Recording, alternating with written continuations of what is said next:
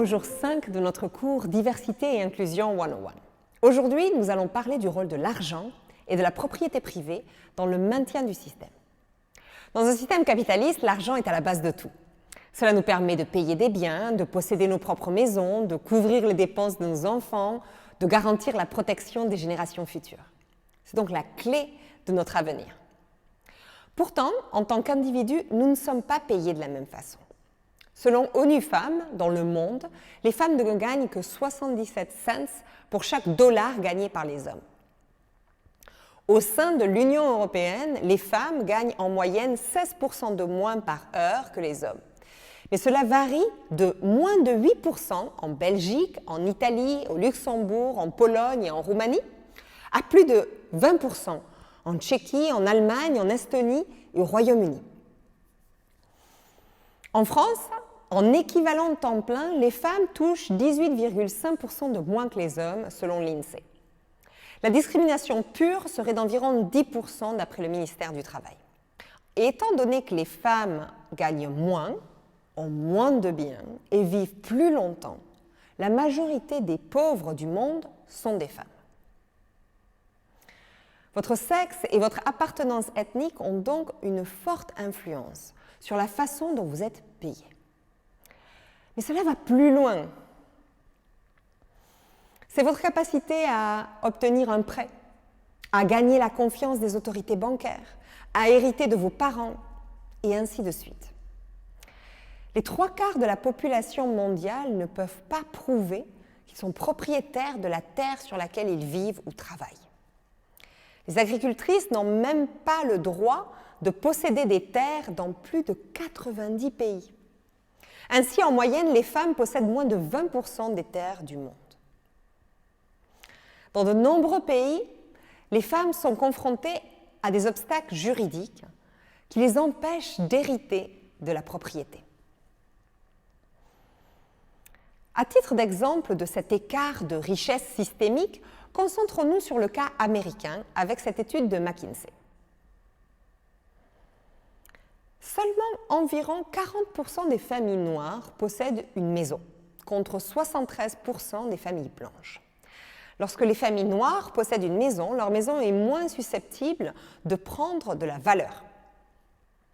Les options de logement des familles noires ont été historiquement limitées par la loi nationale sur le logement de 1934 à celle des quartiers classés D, qui se caractérisent par un parc de logements en difficulté, des résidents à faible revenu et un déclin général. 45% des enfants noirs fréquentent des écoles très pauvres, soit près de 6 fois le taux d'enfants blancs.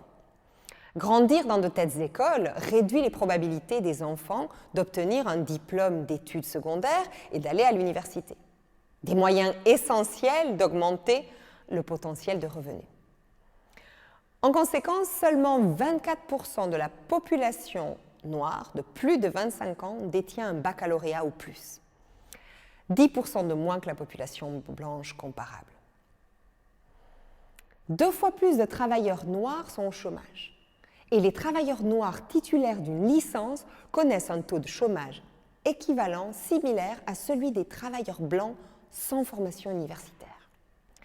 Seulement 8% des familles noires reçoivent un héritage contre 26% des familles blanches, ce qui signifie que les familles noires sont 1,3 fois plus susceptibles de s'endetter pour payer les études. Et les diplômés universitaires noirs sont plus susceptibles que les diplômés blancs de soutenir financièrement leurs parents.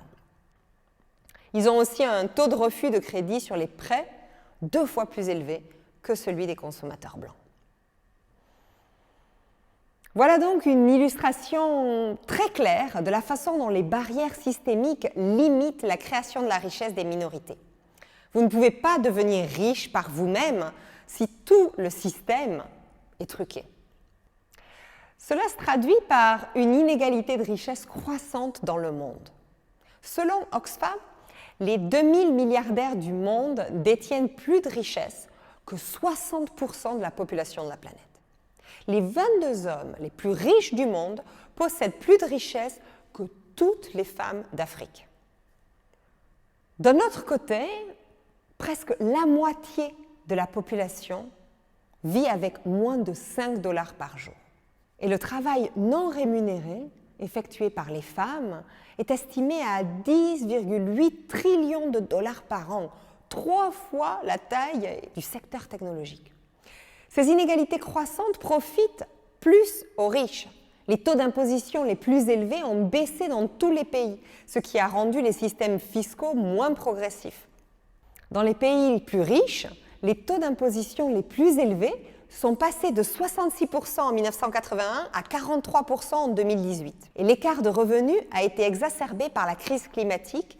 L'écart entre les 10% les plus riches et les plus pauvres de la population mondiale est 25% plus grand qu'il ne le serait dans un monde sans réchauffement climatique.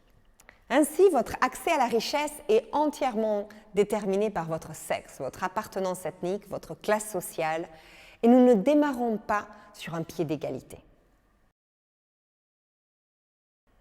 Votre réflexion aujourd'hui, quel est votre niveau de richesse actuel? Avez-vous hérité de l'argent? Avez-vous payé vos études? Êtes-vous endetté? Avez-vous des économies? Des investissements? Que pouvez-vous faire pour développer votre puissance financière? Tenez-nous au courant. Bon courage!